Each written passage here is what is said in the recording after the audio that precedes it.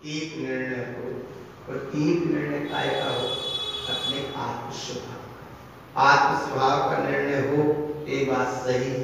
पर गुरु महाराज ने यहाँ किस चीज का निर्णय किया?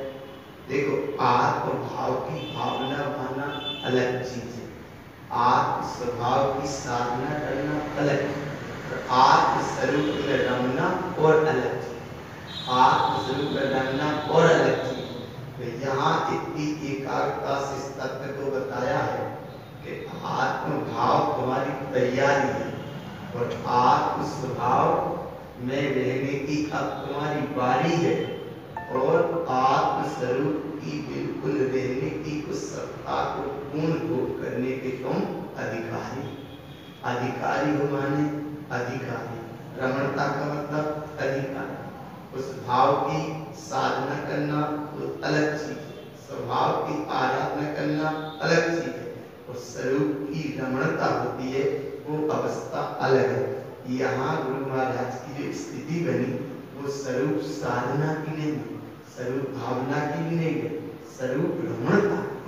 स्वरूप रमणता माने जहाँ वो शांति से समाधि में बैठे हैं, और ऐसी समाधि की स्थिति की यहाँ स्थिति गुरु महाराज के अंततः के सूत्र निकले हैं समाधि के कुछ क्षण पहले। जैसे कि के शरीर छूटने के पहले पहले हमने एक चम्मच पानी पिया और पानी पिया के शरीर छूटे, पता ही नहीं पड़ता है। तो ऐसे जहाँ गुरु महाराज बैठे हैं कि जहाँ ना भाव का विकल्प है, ना स्वभाव का विकल्प है, ना गुण का विकल्प है, ना गुणी का विकल्प है, ऐसा ना गुण है ना गुणी है, एकमात्र अखंड चैतन्य महासागर सत्ता है। ऐसी सत्ता की विलसती अवस्था जो है उसका नाम समाधि है, और समाधि के साथ में वो बैठे हैं। लेकिन ये सूत्र निकल रहे हैं वो सूत्र है तो समाधि आत्मस्वरूप की साधना के, लेकिन वे इन सूत्रों की यह जो स्थिति है कि एक तरफ तो समाधि की स्थिति है और दूसरी तरफ केवल ज्ञान के भाव की साधना। कौन से भाव है? देखो, साधना है केवल ज्ञान के भाव की, साधना में केवल ज्ञान है, और समाधि में एकमात्र अपना स्वरूप है। तो समाधि में स्वरूप है, स्वरूप माने जिसकी रमणता हो रही है, ऐसे स्वरूप की समाधि की तो हो रही है रमणता, और केवल ज्ञान की है भावना। तो केवल ज्ञान की भावना क्या है? तो बोले प्रगट पर्याय का महत्व नहीं है। इसलिए देखो कहाँ केवल ज्ञान की महिमा का भी जिसे गुरु महाराज भगवान ना रहा हो, और ऐसी अखंड समाधि में जो गुरु महाराज बैठे हो, अपने स्वरूप की साधना आराधना रमणता में जहाँ बैठे हो, कहाँ दिखेगी उन्हें पल पल पर्याय। और ये जीव इतना सुनने के बाद, वर्तमान में समझने के बाद, अनुभव में लेने के बाद भी उस मार्ग पे गहराई से चल नहीं पाता, या गहराई से रस नहीं लेते, या गहराई से उत्साहित नहीं करते, या गहराई से उत्साहित नहीं करते। क्यों उत्साहित उत्साहित नहीं करते? क्योंकि अगर उस चीज का रस नहीं है, उस चीज का रस नहीं। यहाँ गुरु महाराज ने देखो 12 नंबर के सूत्र में 11 नंबर का सूत्र कितना महत्वपूर्ण है। 11 नंबर का सूत्र, इस सूत्र पढ़ने के साथ तो पढ़े ही है ना, लेकिन वह सूत्र का भाव पकड़ने आना चाहिए। भाव पकड़ने आएगा तो भीतराग भाव जगेगा, और वो सूत्र तुम्हारे नाम समाधि में, ज्ञान में, श्रद्धा में काम में आएगा। और अगर पढ़ने में काम में आएगा तो वो बुद्धि का विषय बनता है। इसलिए बड़ी एकाग्रता के साथ शरीर कहते तुम्हारे अंदर सत्ता बलवान है, परिपूर्ण सत्ता है, अखंड सत्ता है, त्रिकालिक ज्ञान घन सत्ता है। जिन माने अंतरात्मा, शरीर माने तुम्हें पुरुषार्थ करना नहीं, आत्मा पुरुषार्थ स्वरूप है। मान लीजिए ज्ञान को काम है, ज्ञान को काम है तुम्हें जानते हैं, तो ज्ञान के काम तुम्हें केवल से जानना नहीं है, ज्ञान को काम ही जानने को है। अब ज्ञान को काम जब जानने को है तो बोले फिर ज्ञान से क्या करेगा? तुम्हें जानने को काम है। अरे ज्ञान का काम तुम्हें केवल से जानना न जानना नहीं, उसका काम ही जानने का है। ज्ञान का काम क्या है? जानने का है। अब तुम ये बुद्धि अज्ञान करते खाते मोह इत्यादि के कारण कहने में क्या जाता है? भैया तुम अच्छे से जानो, लेकिन अच्छे से तो जानो। तो यहाँ गुरु महाराज कह रहे कि भैया जानने को टाइम नहीं है, कहने को टाइम नहीं है, समझाने को टाइम नहीं है, समझने को टाइम नहीं है, समाने के टाइम है। तो समाओगे कहाँ से?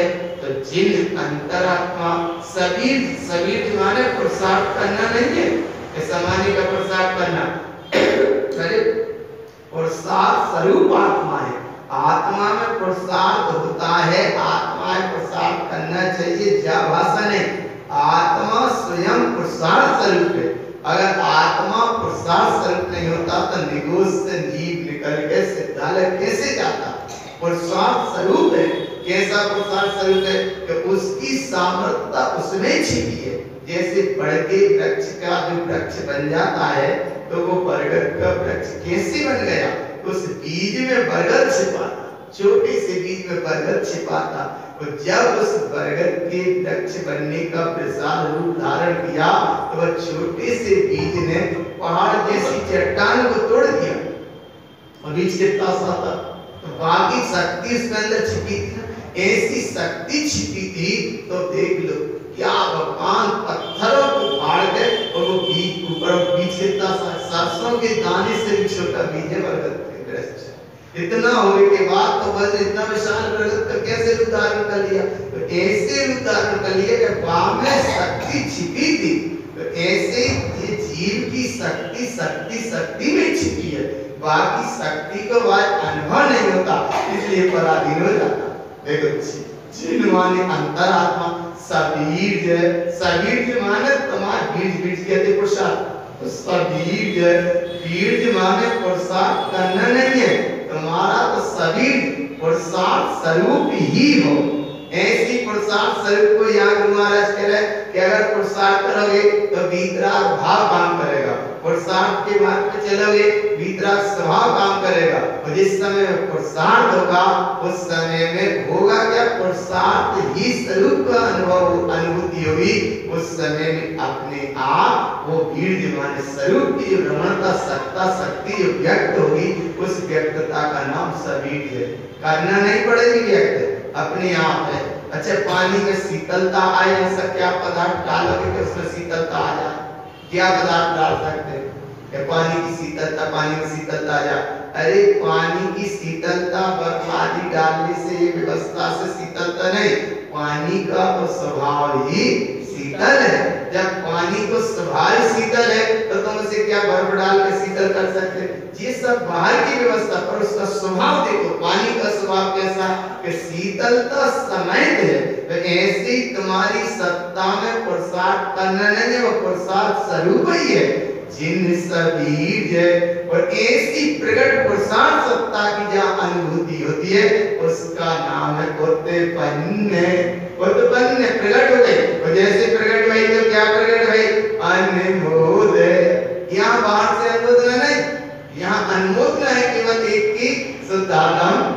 उपयोग के सामने जो परिणतियां पुलस्ती हैं, उपयोग के सामने जो परिणतियां विलसती हैं, उपयोग के साथ जो परिणतियां पुलसित होती हैं, उन परिणतियों का यहाँ नाम है भगवान अनमोद।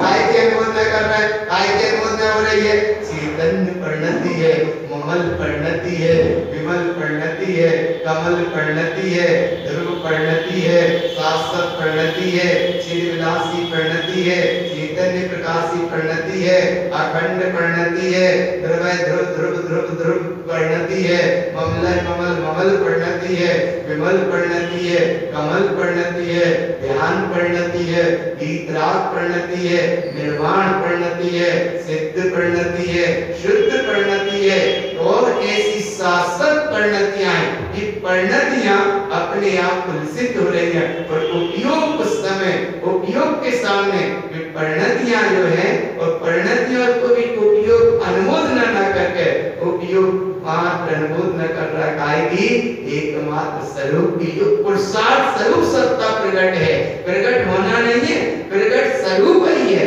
प्रकट होना नहीं है, वो तो प्रकट स्वरूप है।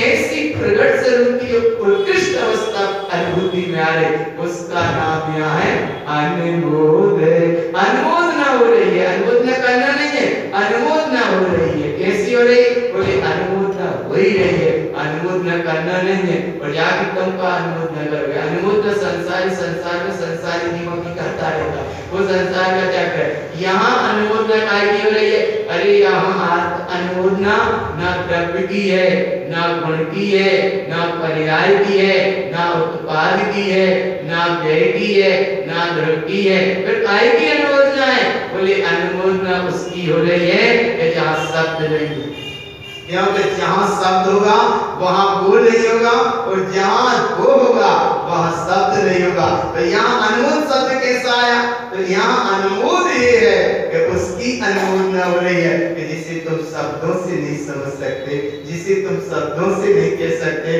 जिसे तुम शब्दों से मैं बांध नहीं सकते, जिसे ऐसी चैतन्य चिरविलासी निर्विकल्प अखंड परिणति, जहाँ परिणतियों का भी विकल्प नहीं है, ऐसी निर्मल चैतन्य चेतन चित सत्ता अनुमोद उपयोग उसकी ओर झुक रहा है, और झुक रहा है सो अनुमोद है, और रुक गया सो अनुभूति है।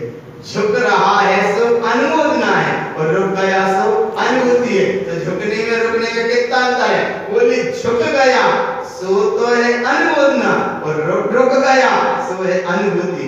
अनुभूति चारित्र गुण का पर्याय की व्यवस्था बन गई और झुक रहा है तो उसकी ओर दृष्टि का विषय बन रहा है, उसका नाम दर्शन परिणति है। और रुक गया जैसे ही क्षण मात्र को रुक गया और ऐसी रुकी हुई अवस्था को अनुमोद, तो बाहर आया सो अनुमोदना और रुक गया सो प्रसाद स्वरूप, रुक गया सो प्रसाद स्वरूप जयवंत है और अनुमोदना हो रही है सो उस तरफ वो झुक रहा है, झुक रहा है सो अनुमोदना और रुक गया सो अनुभूति।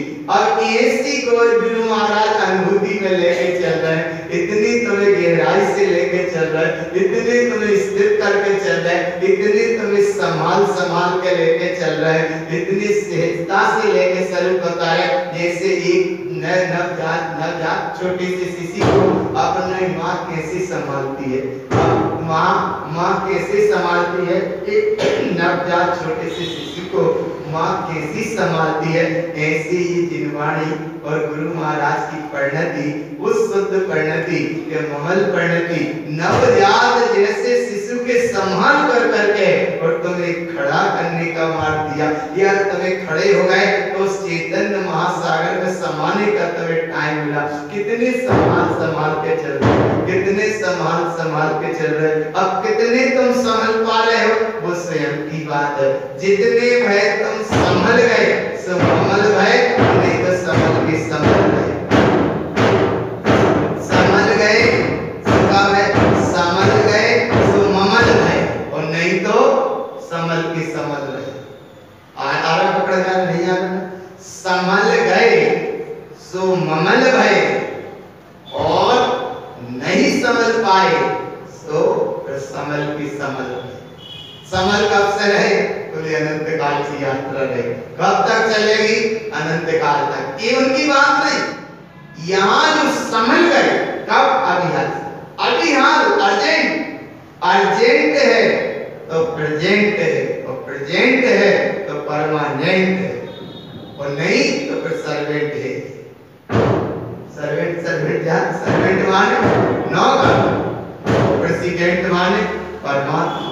संभल गए सो तो तुम अर्जेंट और प्रेजेंट, और जिसमें संभले हो उसका नाम प्रेसिडेंट, और नहीं संभल पाए प्रेसिडेंट माने ममल।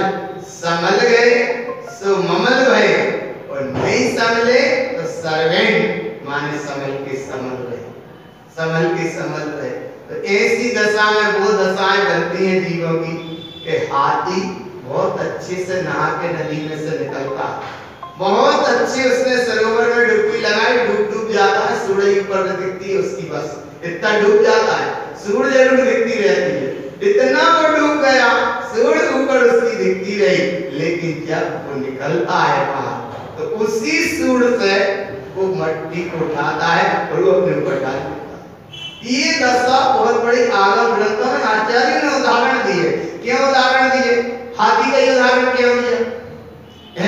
क्यों दिया? तो ऐसा उदाहरण दिया कि हाथी पूरा डूब जाएगा, बिल्कुल केवल जरा से इसकी श्वास की क्रिया चलती है उतनी सी सुबह पूरा डूब कमल जैसा हाथी दिख रहा। कैसा दिख रहा? एक छोटी सी कमल की पंखुड़ी जैसा वो हाथी दिख रहा, वो पूरा पानी सरोवर में डूबा है। पर जैसे ही वो बाहर निकलता है तो क्या हो जाता है? जब उसी सूर से फिर जो थोड़ी सी ऊपर दिख रही है, वो सूर से लेकर वो अपने आप पूरे जितना वो पानी में डूबा था बाहर आकर वो पूरे अपने शरीर को उसी सूर से धुल कर लेता है। ये दशा है तो उसकी तो अज्ञान दशा का ये भक्तर मैंने कर दी है ना, विज्ञान अवस्था इसके है ना, विज्ञान अवस्था है, अज्ञान अवस्था है, संसार का चक्र है। इसीलिए दृष्टि रखो एक ही निष्ठुरता, एक ही चैतन्य वृत्ति चिर सकता है, शुद्ध सत्ता है, अखंड सत्ता है, प्रभुता तुम्हारे अंदर विलस रही है। प्रेसिडेंट अवस्था प्रेजेंट विलस रही है और ऐसी प्रेसिडेंट अवस्था को अभी तो समझना सब हीर है। तो यहाँ अनुमोदना काय की है?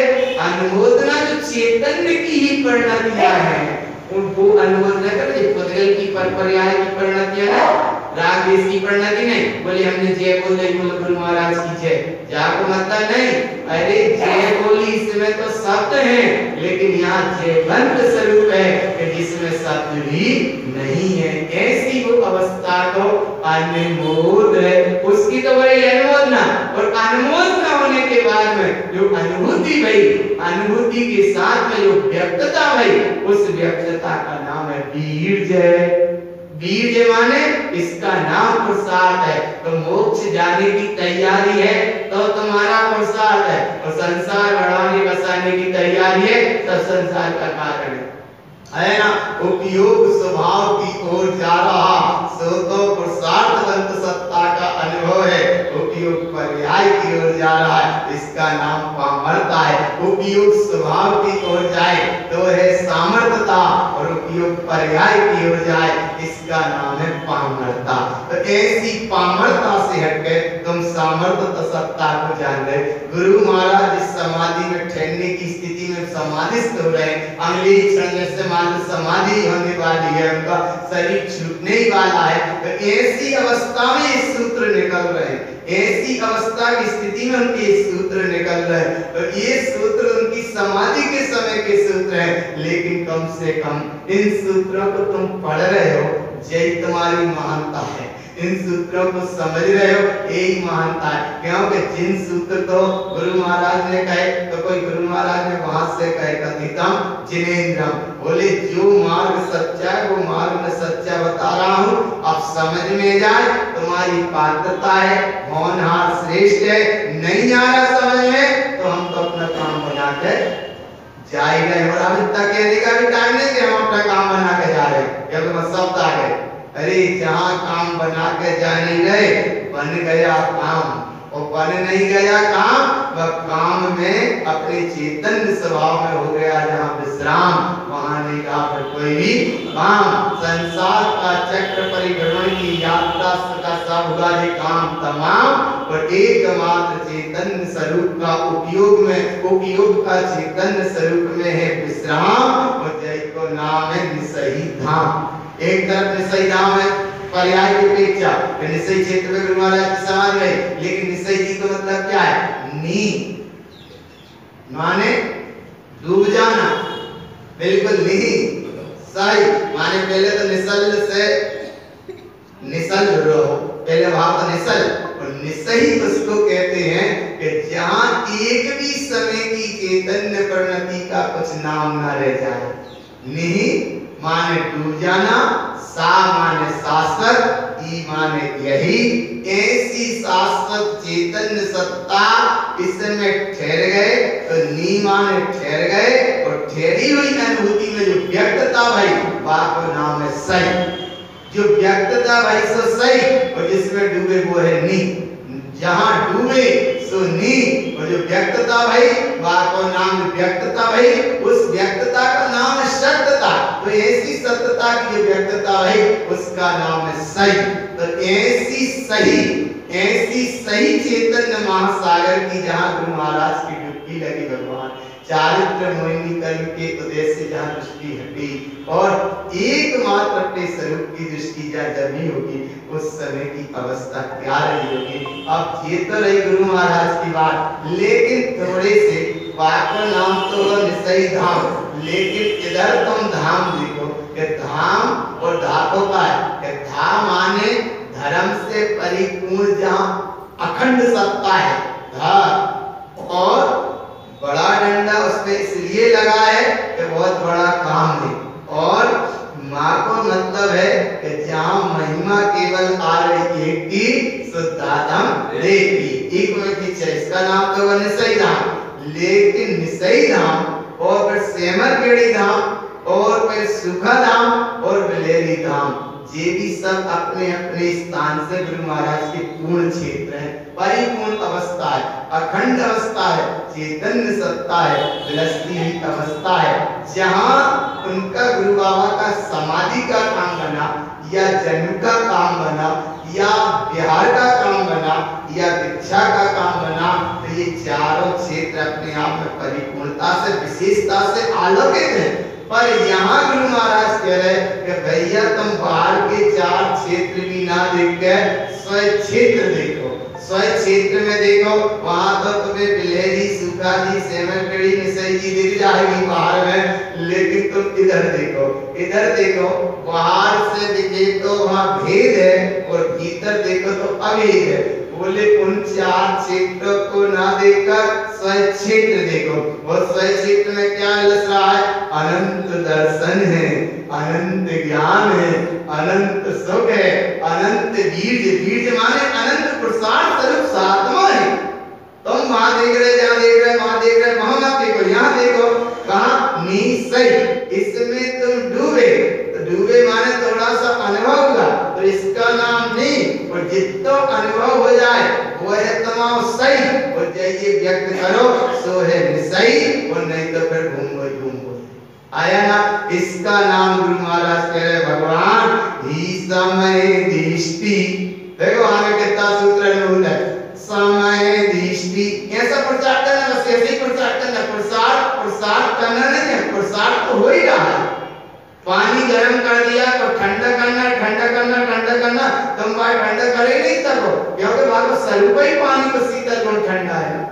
नहीं हम जल्दी ठंडा कर दे, जल्दी ठंडा कर दे, बाहर करेंगे कर ही नहीं सकना पानी को ठंडा, और पानी को ठंडा नहीं गरम गरम किया ठंडा, अरे भगवान तुम गरम करो ना ठंडा, बात तो स्वभाव ही शीतल गुण है ठंडे, ऐसे ही तुम आत्मा को प्रसाद करो ना करो ये बात नहीं है, यहाँ तो आत्मा प्रसाद स्वरूप ही है, और अगर उसका प्रसाद ना होता तो निगुस से निकल कर सिद्धालय कैसा पहुंच जाता, जिसका नाम है प्रसाद। ओंकारस्य ऊर्ध्वस्य ऊर्ध्वसदेवाव शाश्वतं हिंदुस्तानेन तिष्ठन्ते ज्ञानमयं शाश्वतं द्रव्यं। वहाँ प्रसाद नाम को कोई गुण नहीं है कि जहाँ प्रसाद भर दें हम अलग से, वो तो परिपूर्ण है, परिपूर्णता और परिपूर्ण ही रहेगा। ऐसी अनुभूति सत्ता की व्यक्तता का नाम है वीर्य।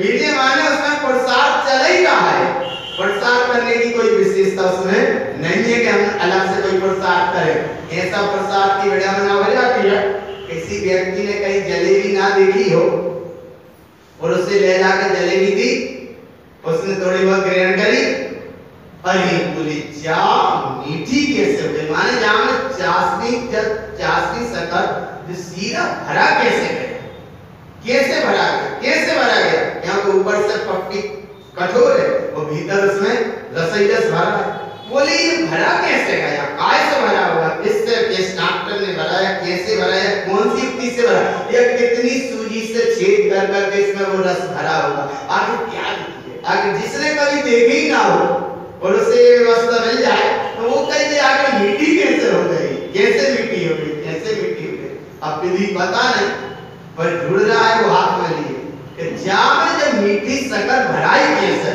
शक्कर भी दे रही है और ऊपर से तिकड़ता कैसे भराई, कैसे भराई, कैसे भराई, वो बड़ा असमंजस में पड़ गया। लेकिन जिसने वो बनाई थी उसे बाकी विधि पता था, ऐसे बनती है, ऐसी विधि, ऐसी विधि, ऐसी होती है। जब बात विधि बैठ गई तो अब समझ में तो बाकी विधि सही बैठ गई, और जब विधि नहीं बैठ रही थी तो फिर विधि थी। विधि जानते हो? विधि एक विधि है और एक अज्ञान दशा में विधि है। कब से विधि है? हाँ, कितने नहीं आ रहा? एक विधि है और एक विधि है। कब से विधि है? कौन सा विधि है? ये पड़ोसी संसार संयोगों से नहीं, अरे कर्म की आत्मा की अखंड सत्ता है, उपयोग इसकी सही विधि नहीं जानता, इसलिए उपयोग पर्याय से जुड़ा है। तो जब शरीर संयोग संसार चक्र में परिभ्रमण की यात्रा अनंत काल की चल रही है, वह को नाम विधि है। कब से विधि है? बोले अनंत काल से विधि है। तो अब विधि सही समझ में आ रही है? बोले आ रही विधि समझ। बोले जब सच्ची विधि समझ में आ रही है तो बाकी विधि क्या है? ऐसे बात में, और जब विधि सही समझ में जाएगी तो भीतर रस ही रस भरा है। काय में रस भरा है? अमृत रस भरा है। अध्यात्म का महासागर है, अखंड चेतन सत्ता अपने आप में स्वयं रस रही है, लेकिन बाकी विधि सही पता नहीं है, इसलिए पर्याय से विधि है। काय से विधि है? पर्याय से विधि है। गुरु महाराज तो सचेत कर रहे हैं कि भगवान पर्याय की विधि मत देखो, विधि देखो एक ही ईश्वर। इसका नाम है समय दृष्टि। दृष्टि माने उपयोग, शुद्ध उपयोग, और समय माने अखंड सत्ता। समय दृष्टि, समय माने आत्मा, दृष्टि माने उपयोग, दीप्ति माने ज्ञान का अखंड प्रकाश, सत्य माने अखंड सत्यातीत, आकिरण माने एक तो आकर्षण का भाव बनता है, आकर्षण का नाम आकिरण है, और परम पारणिक भाव का नाम आकर्ण भाव है। आकर्ण माने एक तो बात रख पकड़ और एक जात रख पकड़। आकर्ण यहाँ परम पारणिक भाव वाला, कौन सा भाव वाला? परम पारणिक, औदायिक भाव वाला नहीं, परम पारणिक भाव वाला। सत्य आकिरण, ऐसी अद्भुत सत्ता को कहाँ देखे? तो गुरु बाबा कह रहे कि हमें भी समझ में नहीं आ रही, फिर भी कह रहे कहाँ देखे? देखे नहीं, दिख रही है। दिख रही है तो समझ लो कहीं विधि सही मिल रही है, और कहाँ देखे तो कहीं ना कहीं विधि सही बता भगवान अनुभव। अगर दिख रही है तो विधि सही है, और फिर भी अगर नहीं दिख रही और कह रहे कहाँ देखो, माने कहीं ना कहीं विधि है। काहे की विधि है? बस कहीं ना कहीं विधि है। इसलिए बोले कहाँ विधि है? बोले ढूंढो ही मत, ये संसार की बहुत लंबी विधि है। कितनी विधि है? बोले इतनी विधि है कि पीढ़ियों की पीढ़ियां बदल जाती हैं, लेकिन कसाई का चक्र तानबंदी का कम नहीं हो पाता, मिथ्यात्व का चक्र कम नहीं हो पाता। वो अज्ञानी वैराग्य इत्यादि का, लेकिन ज्ञानी जीव, आत्मा जीव जब समझते हैं विधि तो ठहर जाते हैं विधि, और जय उनकी आत्मा की अनुभव की शुद्धि और मिल जाती है उन्हें अक्षय निधि। और जहाँ अक्षय निधि मिली, उस अक्षय निधि का नाम क्या है? ये हो आकाश है। ये माने भीतर, ये होवे आकाश, ये होवे होवे में और होवे में कितना अंतर है?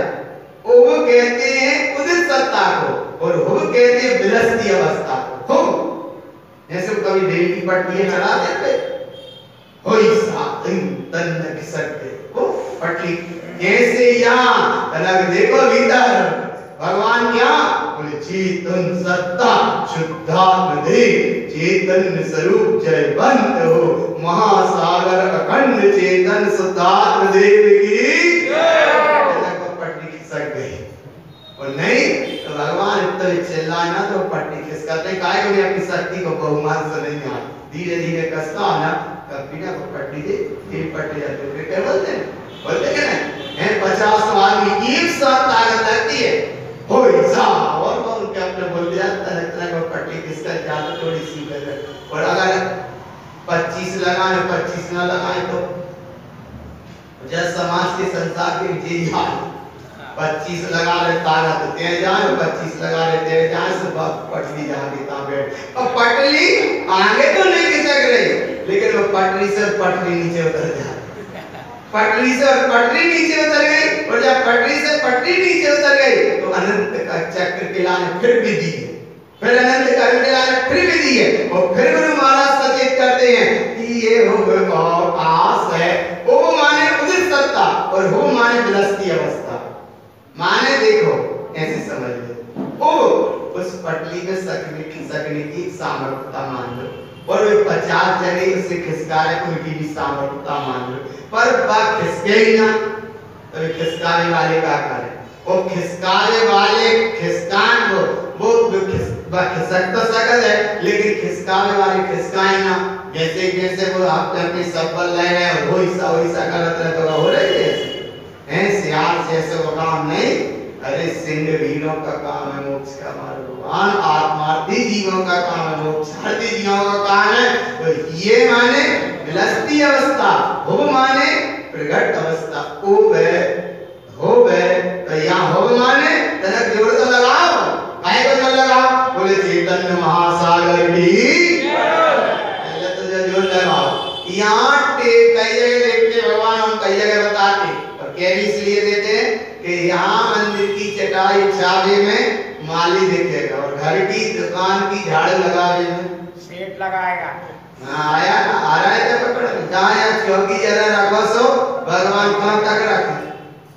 माने एक चौकी रखने में 6 वे पूछेंगे, बिना ही पूछे रहता है तो, लेकिन नहीं आया ना, इधर जरा से काम में पुरुषार्थ को छिपाते हैं। वो वहां अगर घर बन रहा हो तो रात में भी तगाड़ी थोड़े दिखते, दिन में भी लेबर जैसा काम करते, लेकिन कोई बिजली नहीं। यहाँ गुरु महाराज कितना समझा रहा है, कितना संबोधन दे रहा है, कितना तुम्हें अनुभव का प्रकाश दे रहे हैं, कैसी अनुभूति का तुम्हें मार्ग दे रहे हैं। और इतने मार्ग के समझने के बाद भी अपना प्रसाद जयवंत स्वरूप उसे जागृत नहीं कर पाते, समझ नहीं पाते, अनुभव में नहीं ले पाते, समय निकल जाता है। कहीं और दूसरे आयतनों के भी विषय बनते, सिख समाज के देख लो तो क्या है, रात दिन मिलकर महिलाएं करोड़पति महिलाएं कसरत होती हैं, इसलिए कि मेरी एक तगाड़ी रेत लग जाए, मेरा श्रम प्रसाद लग जाए। और इतने समाज में बड़े जीव होते हैं जो अपना धर्म आयतन चैत्यालय बन रहा हो तो भी अपना श्रम प्रसाद करते, लगाते, अपना समय देते, अच्छी बात है। आज एक स्थान अच्छा बनता है तो अपना ही स्थान, तो एक जा बाहर की बात और भीतर की बात कौन सी है, तो तुम्हारा डब्बा, जो वर्तमान का जो शरीर दिख रहा, इस शरीर के अंदर चैतन्य प्रभु विलसते ये अवस्था, और ऐसी विलसती अवस्था को ये भीतर देखो, जय है हितकारी, जय है कल्याणहारी, जय है तारणहारी, जय कीसनो पुकारी, जय में करो मंगल बिहारी, मत करो लाचारी, और अब जल्दी करो मोक्ष जाने की जाको नाम ही हो गए। हो माने जोर लगाओ, कायदा जोर लगाओ, बोले उपयोग को करो अपनी ओर, भीतर से जो कमंगाए बाको नाम है जोर, मत देखो चंगोर, देखो अपने भीतर चैतन्य स्वरूप कितना परिपूर्ण। गुरु महाराज की अनुभूति देखो भगवान कि ये हो गया माने लग गया जोर। और हो का मतलब क्या होगा, अवकाश है, अवकाश कहते खाली स्थान को, अवकाश कहते जो ठहर जाने को, अवकाश कहते माने कुछ बताने को ही नहीं है, अवकाश है। और अवकाश माने खाली, और जब अवकाश हुआ तो कैसे हुआ, सर्वांग, कहां से रस रहा है, सर्वांग। अच्छा जलेबी में रस कहां का नहीं है, सर्वांग माने जलेबी की जितना वो है ना, उसका रस कहां का नहीं है, सर्वांग है। लोहे का गोला गरम किया, उसमें आगे कहां का नहीं है, सर्वांग है। तो ऐसे ही भगवान आत्मा ये महासागर चैतन्य प्रभु इस देह रूपी मंदिर में विलज रहा है, तो उसकी आत्मा की अखंड प्रदेश कहाँ नहीं है, तो सर्वांग है। लेकिन दो जगह नहीं, एक तो बड़े हुए बाल में, एक बड़े हुए नाखून में। एक विधि है आगम के अनुसार, विधि नहीं, विधि समझना ये है कि नाखून जब तक बड़ा है उसमें आत्मा के प्रदेश नहीं है, उसे बाहर से निकाल लेते, काट देते, दुख नहीं होता, तो तन्नक लेजर अगर भीतर लग गई, आया ना? जब तक इसमें जुड़ा है पर बाहर बढ़ा है, उसमें तो आत्मा के प्रदेश नहीं है, लेकिन जितना ही उसमें से थोड़े से अंदर जगह टच हुआ, वहां आत्मा के प्रदेश। तो एक बड़े हुए नाखूनों में और एक बड़े हुए बाल में। बाल में और नाखून से अंतराय कैसे जाता है? तो अंतराय इसलिए जाता है कि ये बाल गोला होता है, पर बड़े हुए बाल में आत्मा के प्रदेश नहीं है। ये क्या विशेषता है? जो बाल को खींचोगे तो जो थोड़ी सी चुभन वेदन होगा, उसका नाम तो आत्मा के प्रदेश का अनुभव है। वो बाल ऊपर से काट देते हैं तो क्यों नहीं होता? क्यों? तो उसमें आत्मा के प्रदेश नहीं है। अब जब आत्मा के प्रदेश नहीं, फिर अंतराय कैसे जाता है? आया ना भगवान पकड़ में आ रहा? कैसे अंतराय जाता है? तो ये बड़ा हुआ बाल तो है, लेकिन ये बाल गोला है, और ये बाल जो गोला है, उस गोले बाल में असंख्यात जीव राशि है। जाके आत्मा के प्रदेश नहीं जाती, चेतन स्वरूप आत्मा के प्रदेश नहीं, लेकिन इस बड़े हुए बाल में अनंत अनंत जीव राशि गोला है।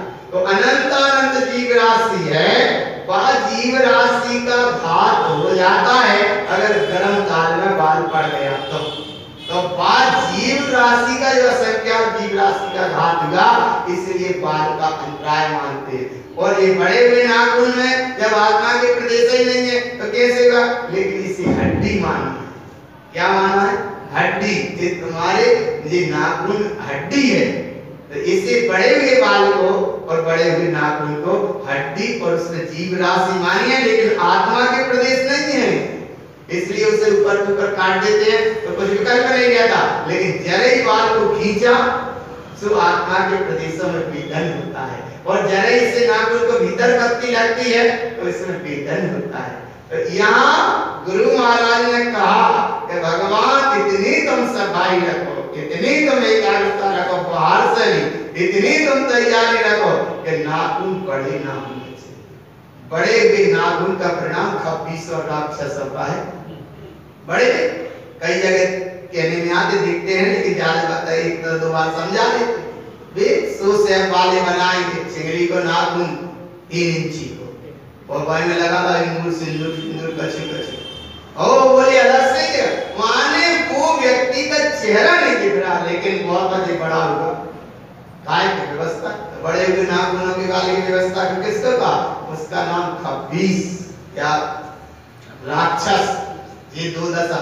और त्रियंच गति के हिंसक जो प्राणी होते हैं, उन हिंसक प्राणियों के बड़े हुए नाखून होते हैं। गाय कभी जल ग्रहण करेगी, उसके मुंह से आवाज नहीं आएगी, पानी पी जाएगी, क्योंकि वो शाकाहारी। और जो मांसाहारी त्रियंच गति के जीव हैं, वो अगर पानी पिएंगे तो मुंह से चप चप की आवाज आएगी। कहीं भी देखना, ये सिद्धांत की न्याय निर्णय की बात है, तो वो बहुत विकृत अवस्था है, इसलिए चप चप चप चप चप की आवाज आएगी। तो गाय शाकाहारी है तो वो पानी पी जाएगी शांति से। आया ना बाबा? तो ऐसे यहाँ सर्वांग है। अरे आत्मा को अनुभव कर रहे हो तो फिर पड़ोसी को ही विकल्प मत करो। आत्मा की अनुभूति हो रही है तो फिर पड़ोसी का भी चिंतन धारा मत करो। पड़ोसी माने घर वाला पड़ोसी, और एक पड़ोसी माने तो शरीर। शरीर ये होए औकाश सर्वांग है। अरे आत्मा की अनुभूति पिलस रही है, पर पड़ोसी को का ध्यान रख रहे। गैस कुमार मुनिराज के सिर पर सिगड़ी रख गई, उन्हें विकल्प नहीं था, क्योंकि जाननहार ये हो औकाश सर्वांग, और जलनहार जो डब्बा जलने वाला जान नहीं सकता, और जानने वाला जल नहीं सकता। ऐसी व्यवस्था के नहीं, जानने वाला जल नहीं सकता और जलने वाला जान नहीं सकता। जलने की व्यवस्था जिसमें है वो जलेगा, और जानने की व्यवस्था जिसमें है वो जानेगा। तो यहाँ मैं जाननहार की अवस्था को जान रहा हूँ। क्या जान रहा हूँ? ये हो औकाश सर्वांग। अरे रोम रोम से जो अंजनी विधि में पढ़ते हो, रोम रोम से निकले प्रभु नाम तुम्हारा, नाम तुम्हारा। ऐसी भक्ति के भजन में, लेकिन यहाँ गुरु महाराज कह रहे हैं रोम रोम से नहीं, आत्मा के प्रदेश प्रदेश से, क्योंकि आत्मा संख्या प्रदेशी है। जैसे इसमें रोम में कितने 3.5 करोड़ कितने रोम है, इतने रोम है, करोड़ों रोम है, पर यहाँ गुरु महाराज कह रहे हैं रोम रोम से नहीं, आत्मा का जो प्रदेश प्रदेश है, इसीलिए असंख्या शब्द प्रदेशी कहते हैं। तो असंख्या शब्द प्रदेश है, तो प्रदेश में क्या विलस रहा है? बोले एक गुण में, एक प्रदेश में अगर ज्ञान गुण विलस रहा है तो सभी प्रदेशों में ज्ञान गुण विलस रहा है। एक प्रदेश में दर्शन की निर्विकल्प सत्ता विलस रही है तो सभी गुणों में दर्शन की निर्विकल्प सत्ता विलस रही है। अगर एक में पुरुषार्थ गुण विलस रहा है तो सब में ही प्रदेशों में पुरुषार्थ गुण विलस रहा है। विलस रहा है कि नहीं भगवान? ये होवे आकाश है। वो तुम्हारे हम तो देख रहे हैं जितनी बात होगा वो अपने अपने हिसाब से लेगा। समय बचा है बहुत ही थोड़ा बचा है, इसलिए ये होवे आकाश है। एक बटन को यहाँ दबाया 25 वाला अपने साथ जल गए। यह साथ नहीं एक आध जले 2-4 ना जले क्योंकि बाकी व्यवस्था क्यों बोले 25 से इकट्ठे क्यों जल गए? तो बोले जी जल गए जी तो इंस्ट्रूमेंट बाहर की व्यवस्था है, लेकिन करंट वायर में एक सब लस रहा है। लस रहा कि नहीं लस रहा? अब कोई फ्यूज बल्ब हो तो वो ना जल पाए, वो अलग बात है। होल्डर में भी लगा है नहीं जल रहा तो कोई क्या करेगा? फिल्टर बल्ब तो ऐसे इधर के बल्ब तना गड़बड़ करने लगते हैं तो बदल भी जाए हैं बम्बई और दिल्ली और दुनिया में काहे के बल्ब गड़बड़ कर रहा है। यहाँ का बल्ब तना गड़बड़ कर रहा है, रोशनी में कमी आने लगी, यहाँ का बल्ब बदल के जाएंगे और इधर के बल्ब का फ्यूज पड़े रहे तो कोई बात नहीं, क्योंकि मंदिर चेतिया पंचायती। अरे भगवान तुम यहाँ का बल्ब भी देखो, यहाँ का बल्ब भी देखो, और अगर वहां तुम बल्ब एक साइड बटन वहां करता ऑन तो देखो सब 25 बल्ब अपने आप जल गए। ऐसे ही भगवान उपयोग ने जिस समय अपना बटन यहाँ इस तरफ हुआ और अपने में ठहरा, तो जैसे ही ठहरा तो अनंत गुणों का प्रकाश एक साथ लस रहा, एक साथ लस रहा, लेकिन वहां सुन कहां पा रहे? उस आत्मा की पुकार कहां सुन पा रहे? उस आत्मा की विलसती अवस्था को कहां जान पा रहे? उस आत्मा की पुकार सुन कहां रहे? अहंकार संस्कार अहंकार की पर्याय पे इतनी प्रबलित हो जाती है, प्रबलित हो जाती है कि आत्मा की बात ही नहीं सुन पा रहे।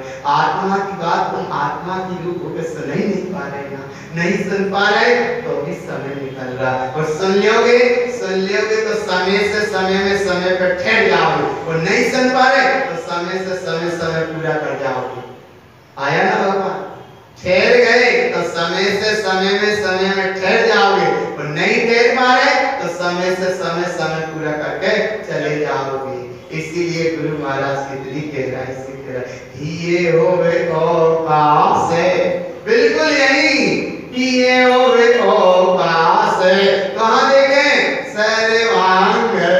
सर्वांग में विलस रहा अंग अंग प्रदेश, जाको नाम है रोम रोम रोमांचित नहीं, अरे रोम रोम से निकले नहीं। यहाँ तो वो समझो अनुभव को गुरु महाराज की अनुभूति को कि रोम रोम पुलकित नहीं, आत्मा का प्रदेश प्रदेश पुलकित हो जाए। मैंने जिन वाणियां जिन शब्द मैंने सुन पाए, मैंने जिन वाणी सुन पाए, मैंने जिन धर्म को सुना, मैंने महावीर की देशना को सुना, मैंने गुरु बाबा के वैभव को सुना, और जब उनने वैभव को डायरेक्ट कहा तो तुम भी डायरेक्ट ही। रोम रोम पुलकित पुलकित नहीं, आत्मा का प्रदेश प्रदेश पुलकित है, और ऐसी पुलकित पुलकित हो नहीं जाए वो तो पुलकित ही है। ऐसी पुलकित पुलकित दशा मेरी अनुभूति में आ जाए, मेरी अनुभव में आ जाए, इसका नाम है ये होवे आकाश है, सर्वांग है। और जब इसमें ठहरे तो क्या हो गया? अर्के उत्पन्न, प्रकाश का प्रकाश उत्पन्न हो रहा है। कैसे प्रकाश का प्रकाश उत्पन्न हो रहा है? देखो कैसे अर्क उत्पन्न बीज, बीज मान जाएगा ज्ञान, ज्ञान प्रसाद, ज्ञान प्रसाद। एक किसी ने पूछा कि ज्ञान को प्रसाद क्या है? तो ज्ञान को प्रसाद जो है कि साक्षी के भी साक्षी ना उसको ज्ञान को प्रसाद, ज्ञान को प्रसाद क्या है? कि साक्षी के भी साक्षी हो। तो ज्ञान को प्रसाद है, निर्मलता की निर्मलता रहे और ज्ञायकता की ज्ञायकता के भी साक्षी हो।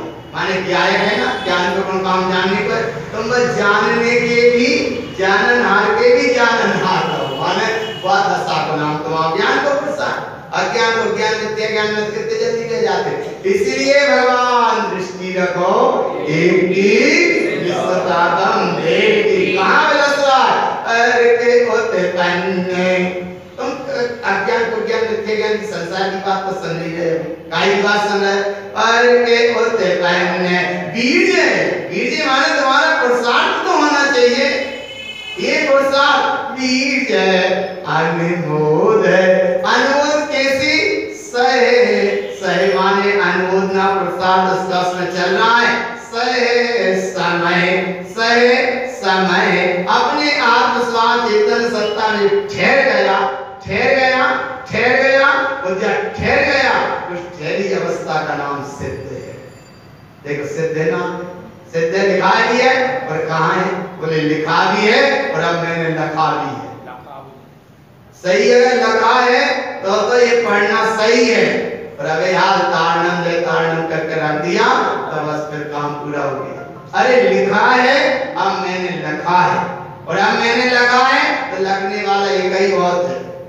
लिखने वाला एक ही बहुत है। लिखने वाले नहीं हो सकते हैं, लेकिन लिखने के साथ में लिखने वाले, और जो कोई लगता है वही लिखता है। नहीं तो हम लिख रहे हैं ऐसे ही चले जाते पढ़ के सुन के, एक आध दो चार जने तो लिखेगा, अच्छी बात समझ लो। भगवान सिद्ध सिद्धम धर्मम, और अब जब सिद्ध ही सिद्ध हो गए तब कछु नहीं बचो। दृष्टि रखो एक ही शुद्धात्म एक ही सूत्र से।